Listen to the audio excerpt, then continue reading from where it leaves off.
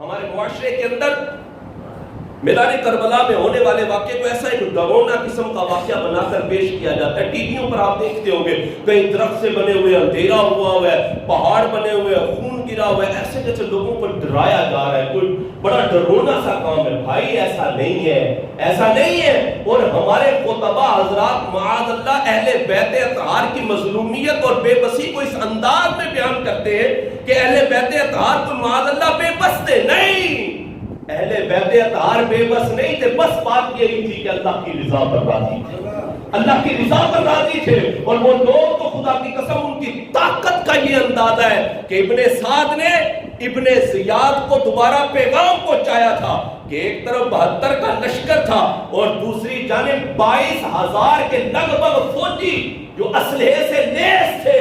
ابن سعد نے ابن زیاد کو پیغام پہنچایا, کہا فوج بڑھا دو, فوج بڑھا دو.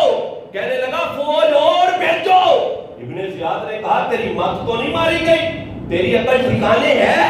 ادھر 72 بندے, ادھر 22,000 ہے, تو کہتا ہے اور بندے بڑھا دو, اور بندے بھیج دو, تیری مت تو نہیں ماری گئی. کہنے لگا ابن زیاد تو ان کو جانتا نہیں ہے, ان میں سے ایک ایک بندہ 1,000 سے لڑنے کی طاقت رکھتا ہے. ان میں سے ایک ایک بندہ 1,000 سے لڑنے کی طاقت رکھتا ہے, کیونکہ ان میں سے کچھ ایسے ہیں کہ جن کی رگوں کے اندر مولا کائنات کا خون دوڑ رہا ہے.